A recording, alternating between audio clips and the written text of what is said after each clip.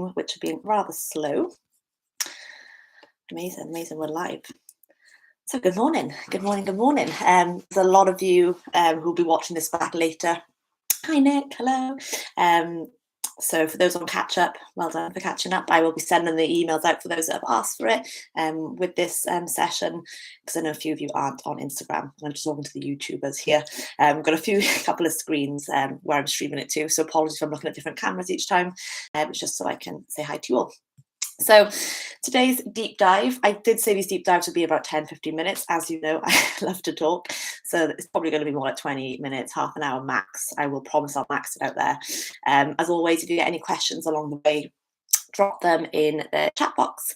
For those on YouTube, again, the chat box, and same with Zoom, I will keep toggling through the three, and I'll try and answer them at the end. If we do run over, I'll just do a separate Q&A later today with them all. So let's just deep dive straight into the topic of today, which is toxic positivity. So I put a little question box up saying, anyone got questions on this? And they were like, a lot of the people were saying, how can being positive be toxic? So that is basically the whole point of today's session, is me going to highlight that. So we're going to go through what it is, how to deal with it, how to kind of actually get to a place of happiness or a positive mindset, whatever that is, and how to handle those who shower you with toxic positivity.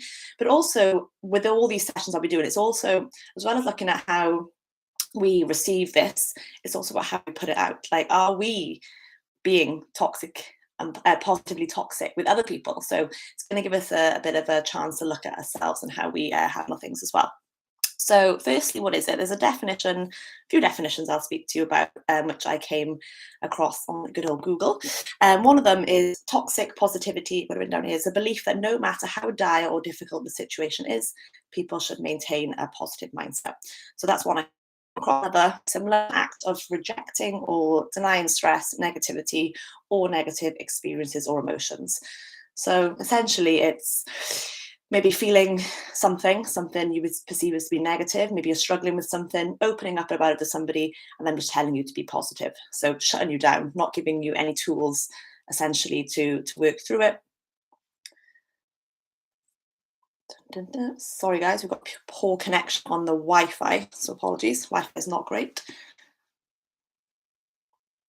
Sorry guys, Wi-Fi is terrible. I've got onto 3G instead. Okay, so like I said, it's not being given the opportunity to have your feelings validated. Like I said, when you open up and someone just responds with be positive, or oh, it'll be okay, or just look on the bright side, and you're like, mate, piss off. That's not helping. It's really not going to help. They're essentially telling you to be happy without helping you to that destination of, again, happiness. And I do this with happiness because what is happiness? And we can't always expect to be in this kind of place of happiness either. So it's like, analogy I like to use, it's like say, okay, here's the keys for my, I don't know, JCB, some big freaking truck. Go drive it, without actually giving anybody the indication of how to drive that JCB. Or essentially someone that's never driven a car before being like, there we go, there's a car, go drive it. You know, that person with no prior experience and prior knowledge of how to drive a car. So saying, there we go drive the car to X, Y, or Z, but giving them literally no instructions or no training or learning on it.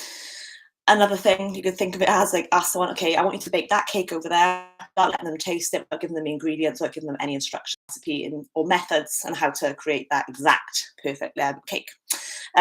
So being on the receiving end of toxic positivity is really frustrating, because you might not even realize it, but now that we're talking about it, you might be like, oh yeah, that makes sense now, because you don't feel like you've been seen or heard. Just again, the shutdown. It feels kind of like the other person is saying, well, your feelings aren't really my problem, so just be positive. Like, let's just brush it off, just be positive. Everything will just be better if you're positive. And then it also comes across like you have to, from our own perspective now, maybe you feel like you always have to be positive, because if you're not positive, then you're a failure or you're not a good person. And I've experienced this, you know, people think because of the job I do, I work in mental health because I teach yoga, that, you know, I'm zen and I'm woo and I'm always happy. And you are so close to, I'm really, at times I felt like I've had to always show that I'm positive, when really all I've wanted to do is sulk and be stressed and allow myself to literally be moody and kind of feel my feelings. And so a lot of the time I basically told myself, mad, let go of whatever you're feeling, just be positive, because I have to, because I'm interacting with the public, and, you know, I can't show up to yoga class and be like, ugh, well, I can't really be asked today, guys. Let's just lay down. Let's do nothing. Um, and I think when we try and be, fake positive, or toxically positive, it's because we don't want to burden others with our emotions. And just a public service announcement: you do not have to be happy always to be successful, to be liked, to be loved, or to be a good person. Having this kind of ebb and flow of our emotions. Again, I hate the words positive and negative when we think of emotions, but if we go on that kind of spectrum, sometimes you will feel positive, sometimes negative, sometimes kind of flow between the two, and it'll be, like I said, up and down. Now, I really do believe that people who present this toxic positivity, it comes from a good place. They're not trying to upset you by saying, "Oh, just be positive." I wouldn't tell my friend. I have done this before. I'm absolutely hold my hands up. I have been toxically positive with my friends or family when they've had a problem. I'm like, just be positive. It's okay. It's all going to work out in the end. And that came from a really good place because I care about them and I believe it would. But it essentially that doesn't help them. You do it because you care and you want them to be happy, but like I said, that statement is just kind of redundant. Essentially, for them to get to happiness, they need to sort shit out. If there's a problem, they need to tackle that head on. They need to have a strategy. At the same time, they need to be heard and seen by you. They need to vent, maybe. And I think toxic positivity does come from kind of a misinformed place where people think, well, if you're happy, your problems will just go away. But as you know, this doesn't materialize that way. Like I said, the only way you can get to happiness or true happiness is when you know how to address your situations and problems, and when you know how to deal with the good and the bad, which inevitably we will all experience in our life, then take action to overcome it. It's difficult at first, but it does, of course, get easier. So without addressing the root problem of whatever you're struggling with, we will inevitably come back to this feeling of, feeling not so great. So by using toxic positivity in an attempt of happiness, we're essentially bypassing the work that needs to be done. That's the bottom line. Move towards happiness or contentment. And part of being human is moving through a whole, like I said, spectrum of emotions, and learning how to process them, how to deal with them, and learning how to grow with them is a part of life. If you just keep sweep it under the rug, eventually you're going to pull that rug back, and there's a lot of shit there. There's a lot of dust. There's a lot of bits that should have been cleared away. Because all you're doing is suppressing a lot of the time, and then showcasing this toxic positivity. Those that show toxic positivity and are always saying be positive, they probably have the most underlying suppressed shit going, because if they don't know how to handle their own emotions, then they're probably projecting that onto others and doing exactly the same. So what I want to touch on, because we hear this a lot, I've seen it a lot in yoga and just in general mindset stuff. You see a lot of, just fake it till you make it. Just like be positive, and then the positivity will come. Like attracts like, positivity attracts positivity. And yes, I do 100% agree that this can apply in some aspects of life. But when it comes to happiness, no. You can use things like positive thoughts, gratitude, affirmations to strengthen pathways in the brain to bring us closer to happiness, which is another subject I'll deep dive on, something called neuroplasticity. But realistically, happiness cannot be faked. I mean, it can look fake on the outside, but you can't fake it internally. So it might look real, but it's not. Shit is still sitting in you. Shit is still being suppressed and waiting to resurface. Now, I think some of you watch this and be like, actually, yeah, I kind of resonate with that. I've done that a few times with my friends. And I don't want to upset people when I have done it in the past. But I think we all have this kind of notion that, you are what you think. Positivity attracts positivity, as I've already mentioned. And I think people hear that and they think it's okay, let's just tell everyone to be positive, because that is the cure for this. This is the way to target this. And like I said, it does come from a good place, but the receiver of that information, when you're saying just be positive or it'll be okay, they don't get the support they need. And the sad thing is, it kind of stops and puts a blockage, like a boulder in like authentic human connection. And as humans, we're social. We crave connection. From a young age, we want to connect to our tribe or our family, our caregivers. That is a really important bond to have. And like I said, even though your friends could just be trying to cheer you up, they are really missing the mark here, and missing that connection needed could really help you process whatever's going through. So if that connection is established and they're like, do you know what, let me know what's your problem, let's find a strategy together, rather than saying just be positive. Then it's opening the door for so many more possibilities. Um, so let's think of think of an example. Let's think of an example. So I don't know, say you said something really silly while you were drunk. You were blackout drunk, you can't even remember saying it, and you said it to somebody. And you open to another friend, you're like, oh, do you know what I said X, Y, and Z to Sophie? I really upset her. What should I do? And your other friend, let's call her, I don't know, Grace. Grace is like, you know what? It's fine. Just be positive. She'll get over it. Like, just be positive. It'll all work out in the end. And okay, that's great information to be told to me. Just be positive about it. But that's not really being. I can't remember my first girl now. It's not being very nice to her. Let's call her Sarah now. Not very nice to her, Sophie. That's it. I'm not then addressing my problem with Sophie, so she's still going to be very pissed off at me. But Grace has been like, just be positive, it's fine. Yeah, thanks, Grace. That sounds good. It's a cop out for me, and it's also not fair on the person that has received off me, but I was drunk. So what conversation that should be happening is Grace going like, right, what did you say? Can't remember. You need to figure out what you said. Why did you say it? Was it just pure drunkenness, or was there an underlying issue with it? If there's something underlying, maybe we need to discuss that, because otherwise it's just going to keep cropping up again and again and again and again and again. Another kind of example of it would be like, maybe you get a warning in your job for something. I don't know, you keep showing up late, or you've had like 3 strikes, or you're on the second strike, 3 strikes are out, kind of thing. And you've had this warning in your job, and you're being told by your friends, "I'll be fine. It'll be fine. What's meant to be will be. Like, don't worry." All these kind of toxic positive statements. But that's not going to get you nowhere. At the end of the day, you're still going to worry because you've not actually taken any action to ensure this doesn't happen. So you think about, okay, if it's because I'm always late, I need to have a strategy. Why am I late? Am I setting my alarm too late? Am I just snoozing too much, or blah blah blah blah blah? Am I taking the wrong route to work? Whatever it might be. Again, a really good example. So this is not the most specific, but you need to essentially look at if you are personally struggling, what you can do and what you can't. So what you can control, what you can't control. So what can be done by you and what is just completely out of your reach, and that depends on other factors outside of yourself. And then seeing if you can make an influence towards the outcome. So in regards to the job example, if you've got 2 strikes, you've got 1 more strike and you're out, kind of thing, and you're a bit panicky, or maybe you're waiting to talk to your boss about whether, say you're in a company, or your time in the company is going to be needed anymore. Doing what you can to put yourself out there and to make sure that you are, got some kind of stability in the job, whatever that means. Taking action is better than not taking action, essentially, and giving it a go is better than having regret. But again, this is another topic and a whole, talking about regret and stuff, so I won't go too much into that.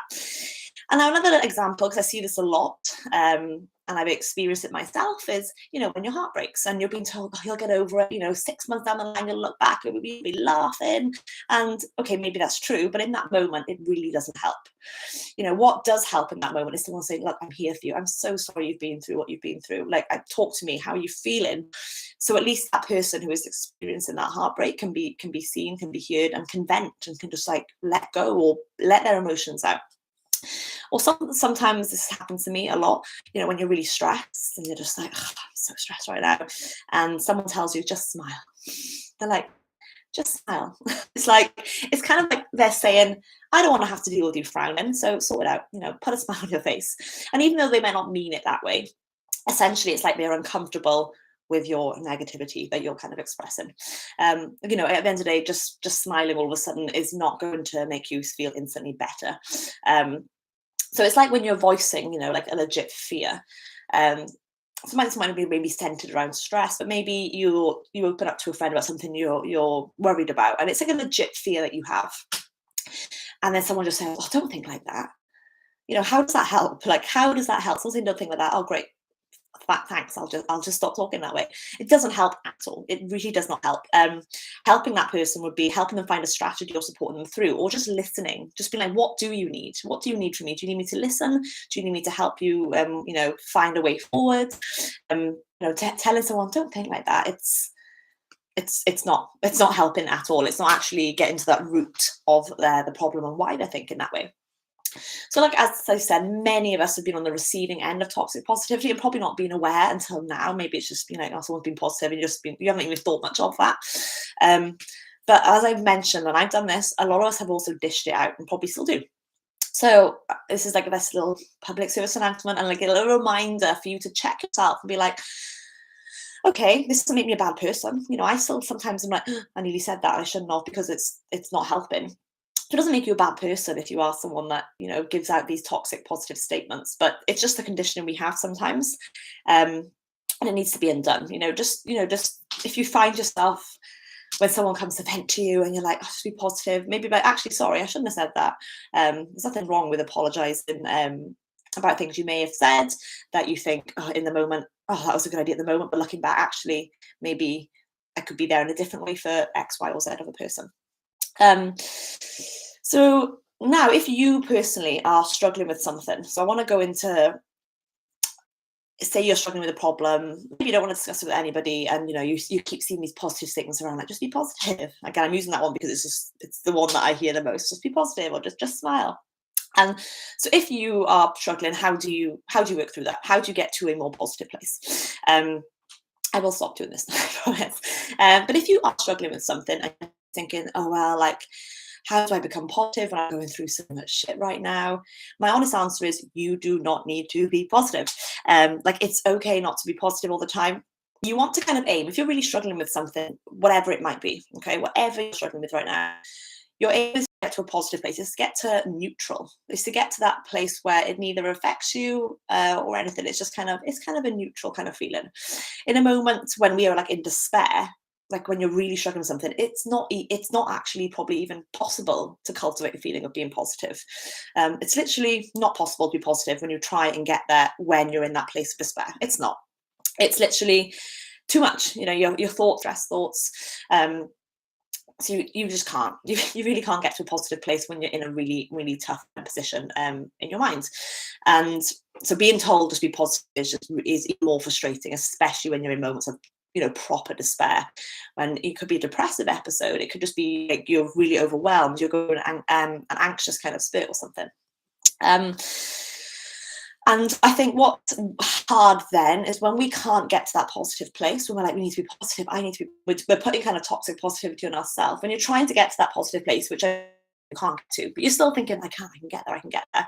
When you can't get there, you're in, like, you've put so much like riding on getting there that you think, I'm a failure, I can't get to this positive place, something's wrong with me.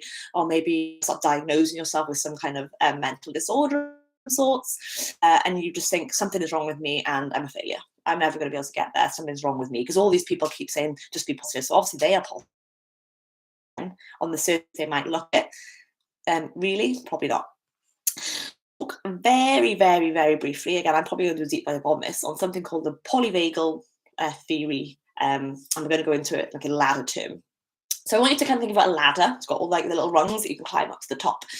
And if you think about the top of the ladder being like, your really happy, good place, or maybe even just content place, let's say just like that feeling of neutrality, when you're in a good place, but you're not like ecstatic. We might start off in the day at the top of that ladder feeling really positive.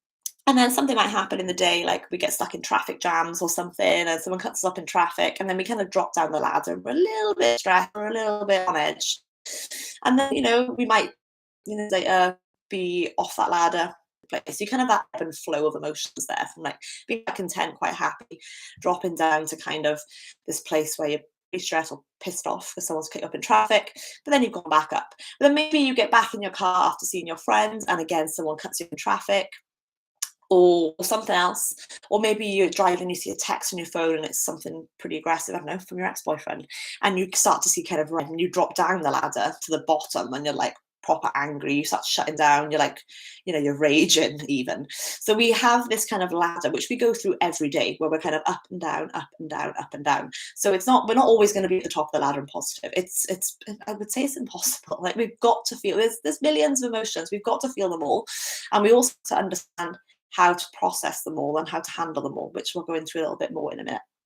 And what I want to say is, it's really not comfortable moving through shitty times. Again, excuse my French, I will probably swear a little bit more from here onwards. But when you go through something challenging, something like really uncomfortable, even grief, like all these things, and when you do come out the other end with an understanding or with awareness or whatever it might be, or you even get to that goal that you've been striving for, like, fuck, that feels really good. Like, if everything came so easy and we were always just be positive, like, you're not feeling anything other than this fake positivity. But when you actually work through the problems, through your challenges, it feels so, so good to come out the other end. Knowing that you had that resilience, that strength, that determination to power through despite the challenges you had. It's amazing. And remember, this isn't always a single victory. Like, it's not always just on you. Like, having those good people around you that support you, your friends, your family, even an bloody IG account, like an Instagram account or a book, like, that's all kind of there within like your kind of circle of getting you to that more content place. So, you're just a little reminder that you're not alone. There's always others out there and for you, whether they are friends, whether they are strangers. Now, I'm going to very briefly touch on something called like a circuit breaker, or what you might think of as a distraction. So, I'm going to sip on my coffee. Sometimes when we're going through something really crazy, maybe a friend will like cheer you up by playing your favorite video. We'll dance around the place, which is what I do. And these are great little circuit breakers. Like, if you're really like in this loop of like despair and there's stuff going on and you just can't get a break from it, these things are really great. These little distractions, yes, they are great, but they need to be just little small distractions, because sometimes we just keep distracting ourselves. And that's kind of like this is again comes under toxic positivity. If you're always distracting yourself from the underlying problem with this like fun stuff that you do, then again, you're just suppressing all the stuff down, and eventually it's going to bite you in the arse when it comes back to the surface. So like I said, they're great because they do allow you a bit of relief, a bit of time to reset, and maybe give you a fresh perspective on a situation.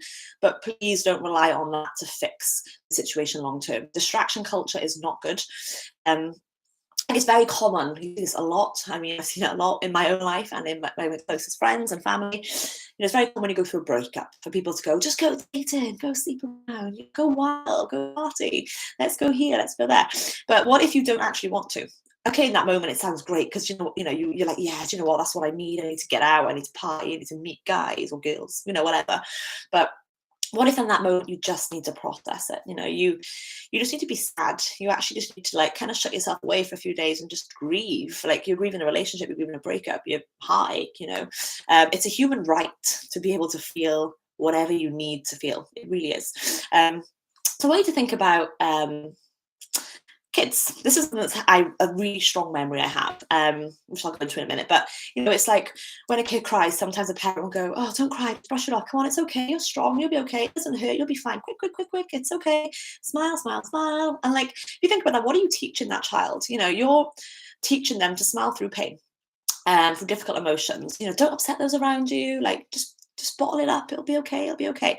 And potentially tell them to keep their problems to themselves. And these kids then grow up with all the bottled up shit, and it just kind of erupts, and it can lead to toxic relationships, because these people can then become people pleasers because they've been taught from a young age, unawarely. Your parents aren't trying to make them do this, obviously, but they're being taught essentially, don't show your feelings, don't act out if you're in pain, like, just hold it in, just keep it in, just don't share it. And what I want to talk about with that is, I always remember being in primary school and we had this PE teacher who was ex-army. He was pretty brutal. And I was pretty young, maybe 6 or 7, and I fell over in the ground. It was, a cut with gravel in, but it was more like the shock of it, I think. And I had this like mud minging brown knee. And I remember going to my home, like, I need to sit this round out. I don't know if it was like rounders or cricket we were playing. And he was like, "No, brush it off, get on with it." And I remember being like, not upset about the knee then, but I think I was upset that I hadn't been given like, "Are you okay?" Like, checking in with me, like giving me that, and it's not like people say, "Oh, we're so PC, we're so snowflakey." And I think that maybe a bit of a snowflake when I was 5 or 6 years old. Absolutely not. I was 5 or 6 bloody years old. I needed someone to be like, "You know what, it's okay, Maddie, sit down, go wash out your knee. Like, take your time. Do you need anything? Do you need to go see the nurse?" And I didn't get that. I was just told, brush it off and go. And I remember going back to the game whenever we were playing and just feeling so like, and that was, I was so young, and it's really sad that that as children a lot of us go through things like that. But I also want to talk about how toxic positivity can be linked to mental health, anxiety, depression, etc. Now, many people struggling with mental health won't voice their struggles, because there is this toxic positivity around. They think, "Oh, okay, if I'm struggling with mental health, like, I should be positive. Like, what's wrong with me?" People think, "What's wrong with me?" So I want to like put this analogy out there. Like, for example, say I fell over now and hurt. Say my friend fell over, hurt her wrist, and she was really struggling. It was swollen. I was like, "Ugh, that doesn't look good." I would instantly be like, right, let me drive you to hospital. Let's get it x-rayed. Let's get it, diagnosed. Let's get it treated. Then you'd rest it for, 6 to 8 weeks, and then you build it back up to strength with physio. And we talk about physical ailments and stuff like that so openly and so readily. However, when it comes to mental health, we're telling people just be positive. Like, it's okay. Like, you wouldn't say to someone who broke their wrist, "I'll just be positive, be all right, it'll be all right, it'll sort itself out at the end," because that statement is not going to fix the broken wrist. And mental health is exactly the same. If you're struggling, you need to see somebody, maybe you need to get therapy, you need to maybe have medication, counseling, blah, blah, blah, blah, blah. So it's kind of trying to get over this stigma, which we've all started to openly talk about, which is amazing, around mental health. But why is there a stigma? I think it's because, this is my little theory on it, which was, I also listened to a lovely podcast, it's called Do You Fucking Mind? And she touches on this, and I love her perspective on it. And this is kind of me kind of expanding on what she said. But it's like, our personality comes from here, our mind, we see it as, which is also the same place where we experience mental health, and our mental well-being, and our struggles. It's all in our mind. So I think we attach so much of our identity to our mind and our sense of self. So if you were not mentally sound, you instantly think, okay, something's not right with me. Something's wrong with me, but it isn't you, it's your mental health. It's separate to you, which is something I really want people to get to, kind of get on board with here. Because, when your wrist breaks, you don't go, "Oh, something's wrong with me." You're like, "Oh, I fell over, broke my wrist," or whatever you did. You don't blame yourself. You don't attach your own value to that. When I broke my collarbone, I wasn't like, "Oh, I'm such a terrible person, I broke my collarbone." Whereas I passed from mental health and thought, if I'm struggling with mental health, I'm a failure. I'm not a good person. It doesn't make you less of a person to struggle with your mental health, is what I'm trying to basically get across. So we need to be more educated on this, and understand that we really aren't here. We are separate to this mental health and our well-being. It's something we experience, just like if we experience a broken wrist. So another one thing I want to touch on, because this is kind of not toxically positive, but sometimes you could open up to somebody about what you're struggling with, and you could say, I don't know, think you need help. I could say to my friend, "Do you know what? You just need help." And okay, yeah, maybe that person does need help, but by reaching out to you, they are asking for help. So help them find help if you don't think you can help them, and give them that support at least. Because tell them, "Oh, you need help." Again, it's shutting them down. It's like to them, it's like you're saying, "I can't deal with this, so just go find help." And like I said, they reached out to you for help. So what if you are the one being shut down? How do you handle that situation? Now, so if someone you open up who shuts you down with toxic positivity, and there's a really nice opportunity here to educate them and to open up a conversation with them. So it could be family, friends, and partner. Now, you want to make sure you do this from a neutral stance, not in the moment when you're maybe feeling a bit riled up. So we're going to touch into these now. We're going to go into like one of what to do. This is my final bit, so I'm going to go over by a few minutes. Apologies, but I'm just going to go through a few points and what to do when experiencing toxic positivity, but also for the one dishing it out as well. So number one, kind of touching on what I've already said, is don't use distractions. Yes, it may give you a temporary high or feeling of happiness, but it is only temporary. Things like shopping, drinking, etc. Distractions are good in the moment, but not forever. It can help lighten the load, it can help lighten your mood, but it shouldn't be relied on for happiness. Avoiding, these problems and distracting yourself from these problems is not going to help. Again, it's just suppressing everything down, and again, it will bite you in the ass. I promise you it will. I've experienced it many times. And the happiest of people still have tough times. I would say I'm a pretty happy person in my life. I'm pretty content. I have, ups and downs every week. But I face them pretty much head on. I have to just deal with them as they come. You've got to feel your feelings, essentially. Now, number two is, don't feel like you have to be positive always. Again, that's the whole point of this. Don't feel you have to. Gain as above. We grow from these situations, and it's in growth and learning that we experience joy. When I think about goals I've set, actually getting to the goal hasn't been the happy place. It's been all those little I've been happy when I've got there, but the little bits along the way have brought so much joy and purpose to my life, even more so than that end goal. And I just appreciate the end goal more, maybe because I've had to work hard to get there. you know, and think about how, again, excuse my French, how fucking good does it feel to achieve something that you've worked so hard for? Like, it really does feel good. It's immense. And just because, you know, you wake up not feeling like a little ray of freaking sunshine doesn't make you a failure or a bad person. I wake up on the wrong side of the bed most days. For the first hour of most days, I'm basically a troll. So I'm like, leave me alone. Leave me alone. Just let me drink my coffee in peace. Like, I need me time. Even to the dog, I might just go away. And, you know, pain and discomfort is unfortunately a part of life. I say unfortunately, it's not unfortunate. Again, I do think it's a good thing because we have these kind of catalysts for growth then. And this is, I guess we could use this analogy, talking about, you know, life can be shit. Say, let's use this analogy of, say you really need a shit. Say you really need to go to the toilet. And if you're forever just holding it in because you know, you don't want to go to the toilet, it will literally consume you. You were like maybe walking around with your friends, you're like, oh my God, I really need to go, but I don't want to let it out. So I'm just going to hold it in. You feel like you're going to burst. You can't concentrate. Your mate's talking to you, be like, I'm just trying not to shit myself here. Like, but if you just literally go to the toilet and get it out, you feel freaking fantastic. Like, you're free. You can enjoy the present moment. Like, you can be present with your friends and those around you. Think of it like a sneeze as well. If you hold a sneeze in, it consumes you. You're like, try not to sneeze. If you just let it out, okay, it's maybe a moment of discomfort, but when it's out, it's done. Like, you can get on with your day, and like, it wasn't that bad anyway, right? And it's the same with our feelings and our emotions and the things we're struggling with. Yes, they can be really uncomfortable to bring out, and you know, quite consuming. But if we're holding it in and, like, you know, like trying to hold in tears, for example, it's like you're doing everything in your power to not cry in a moment, but people could be talking to you and you're trying not to cry, and you're not actually listening to what they're saying. You're just thinking, shit, don't cry, hold it in. Okay, if my lip quivering, if you just let it out, okay, it's a moment of discomfort for you, maybe even for them, but then it's done. You can move on with the day, you can move on with your life. Happy days.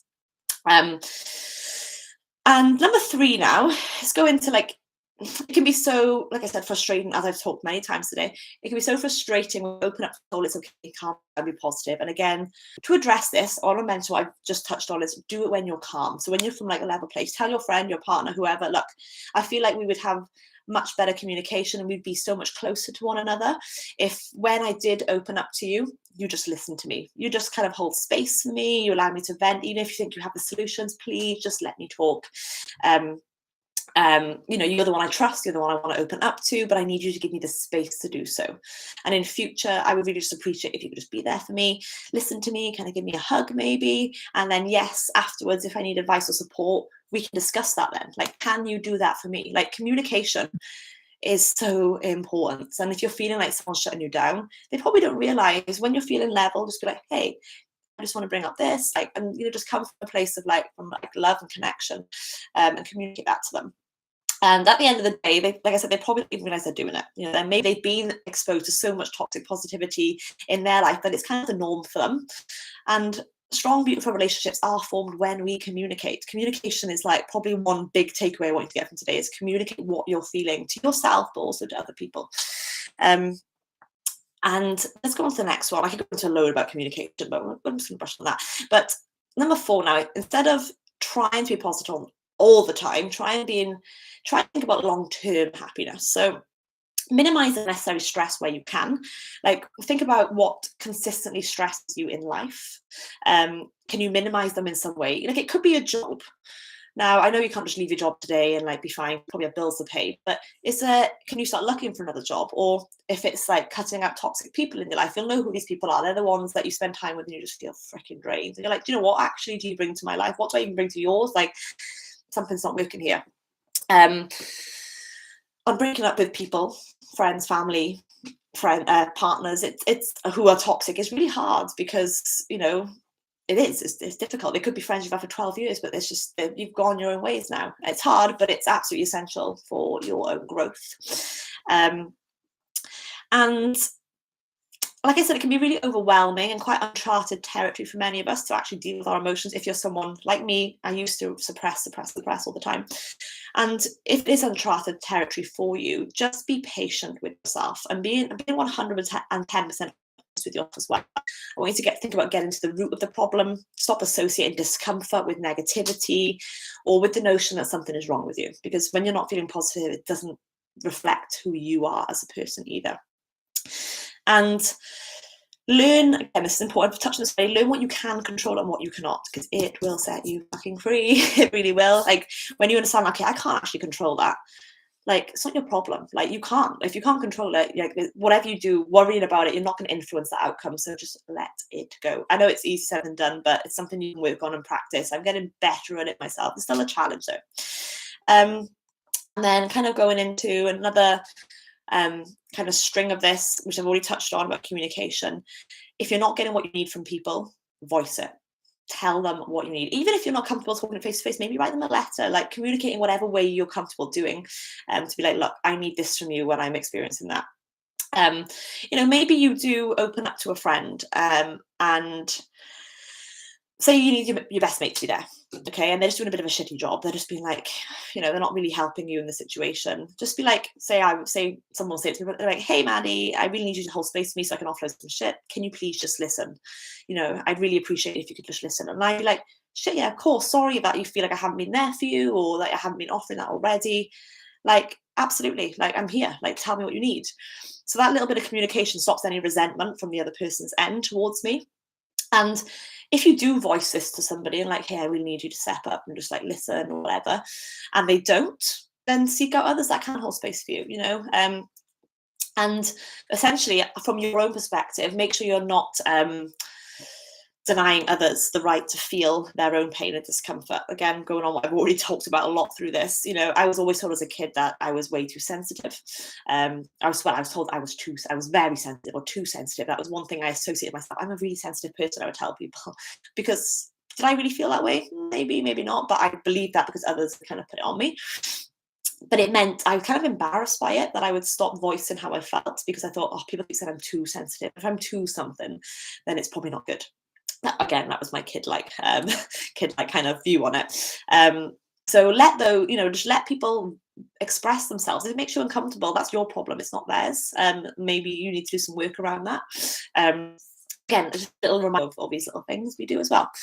And our last thing I want to touch on, this is the final, then you will be gone. You can go.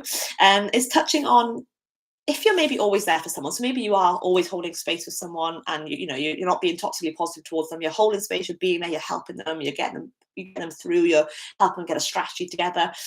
But maybe it's been a lot for you. It's been quite draining, and you need a break from being their person, because you're also maybe struggling now for whatever reason, something different. So voice that. So if they say to me like, oh, Maddie, I really need you right now, and I was struggling, I'd be like, look, I am really struggling myself at the moment. I'm sorry that I can't hold space for you right now, but I'm not in the best, mindset to do so. I also need someone to hold space for me. So you're not shutting them down there. You're being like, look, I can't do this right now, but just be like, okay, do you have anyone else you can open up to? Because I need someone too. Like, maybe we can reach out to some people together, and then revisit it together when we're both, feeling a little bit more centered and balanced around the situation. So again, if you sort of, rather than avoiding that person or pushing toxic positivity on them as like an easy way out, just be like, look, I can't be there for you right now. I just can't. And I'm sure they'll appreciate your honesty, and they'll maybe reach out to somebody else then. So a couple of takeaways. If anybody has any questions, feel free to voice them now before we go. If not, send me a message after if something pops to mind. If you're watching this on playback, and I will do a little Q&A or just message back privately. But little takeaways: communicate what you're feeling. Another one is, do not shut people down just by saying, be happy. It's okay. Like, be positive. Like, it will work out in the end. What's meant to be will be. Doesn't help. It really doesn't help. Positive people. If you experience positive people in your life, we all have positive aspects of us in our life. But if there's those positive people that are always positive, there's never anything wrong with their life, they're always saying how, they're never negative, they probably struggle with their own emotions. I'll be honest. Like, you can't be positive. It's just no. Speak out. There's another little takeaway. Speak out what you're feeling. Again, comes tied in with communicating. When you get shut down, communicate. When you need help, communicate, and offer a hand if you notice someone is struggling. Those are my main takeaways. So I'm going to be doing some little mini clips from this video, highlighting some things, because I didn't want to. I had way more to talk about, but I'll have you here for an hour. And I these were only 15 minutes originally. So I want to just say thank you for joining me, and for those on catch up, thank you. If anybody wants, like I said, any questions answered regarding this, just drop me a DM and I will get back to you. But have an awesome day in the sunshine, and I will see you all soon. Bye.